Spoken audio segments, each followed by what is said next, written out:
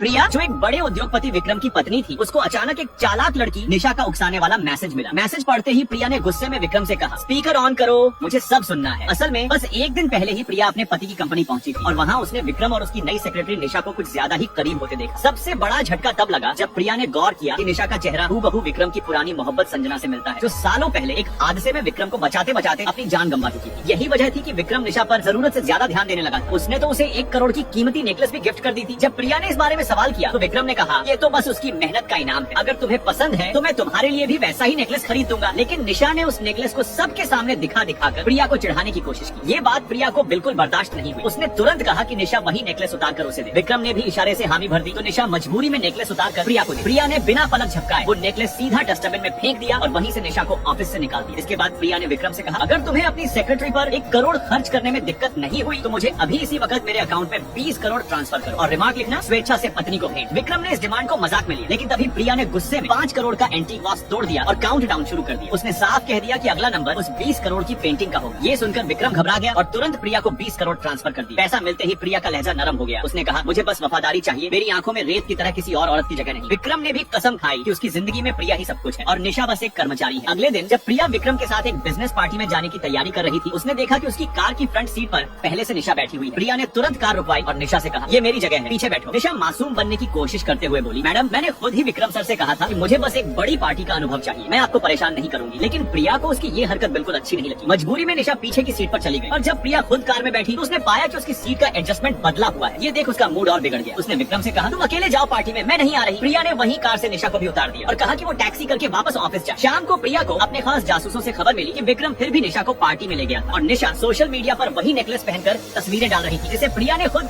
Dustbin में फेंक दिया था। ये सब प्रिया के लिए सीधा सीधा चुनौती थी। उसने तुरंत विक्रम को मैसेज भेजा और स्पष्टीकरण मांगा, लेकिन विक्रम ने मैसेज पढ़कर भी अनदेखा कर दिया। तब प्रिया ने धमकी दी, मेरे पास अब भी संजना की आखिरी निशानी है, अगर तुम्हें निशा ज्यादा प्यारी है तो देखना, मैं उसे अभी यहीं खत्म कर दूंगी। ये सुनकर विक्रम पूरी तरह डर गया। उसने तुरंत फोन करके कहा, नहीं प्रिया, प्लीज उसे मत छूना, मैं अभी सब ठीक करता हूँ। गुस्से और डर के बीच विक्रम ने पब्लिक में सबके सामने निशा को एक थप्पड़ मार दिया। लेकिन घर पहुँचते ही विक्रम ने प्रिया पर ही इल्जाम लगाया, तुम मुझ पर भरोसा क्यों नहीं करती, सबके सामने तमाशा बना दिया। प्रिया ने भी चिल्लाकर जवाब दिया, तुम्हें शर्म नहीं आई, मेरी ही सीट पर उस औरत को बैठाया, मेरे नाम पर खरीदी नेकलेस उसी के गले में डाल दी और वो इस नौकरी के लायक भी नहीं है, बस इसलिए रखी है क्योंकि उसका चेहरा तुम्हारी मरी हुई मोहब्बत से मिलता है। ये सुनकर विक्रम टूट गया। उसने प्रिया से माफी मांगी और वादा किया कि अब से ऐसी गलती कभी नहीं होगी। प्रिया ने उसे एक और मौका दिया, लेकिन कुछ ही दिन बाद प्रिया की वफादार असिस्टेंट ने कंपनी से निशा को बाहर निकाल दिया। जब विक्रम ने निशा को रोते हुए देखा तो उसे फिर से संजना की याद आ गई। निशा ने चालाकी से रोते रोते कहा कि उसे कंपनी से निकालना प्रिया का ही आदेश था। गुस्से में विक्रम ने पूरे ऑफिस के सामने प्रिया की असिस्टेंट को नौकरी से निकाल दिया और सबको चेतावनी दी कि अगर किसी ने निशा को तंग किया तो बर्दाश्त नहीं करेगा। इसके बाद विक्रम निशा को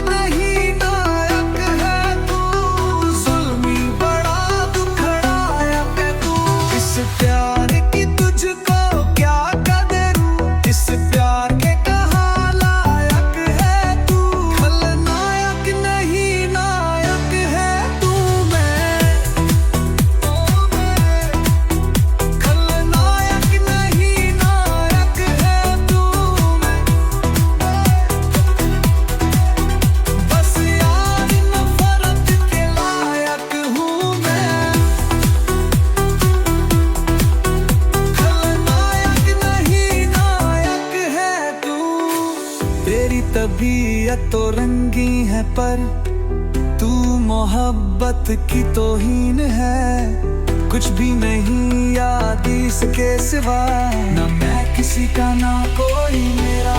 जो चीज मांगी नहीं वो मिली, करता मैं क्या और बस छीन ली, बस छीन ली।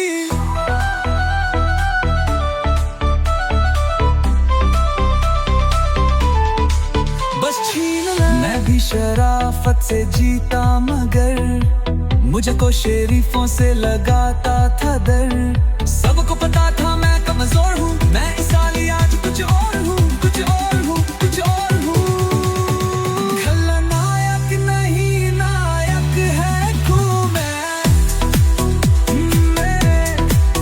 ज़ल्मी बड़ा खतरात हूँ मैं। बस यार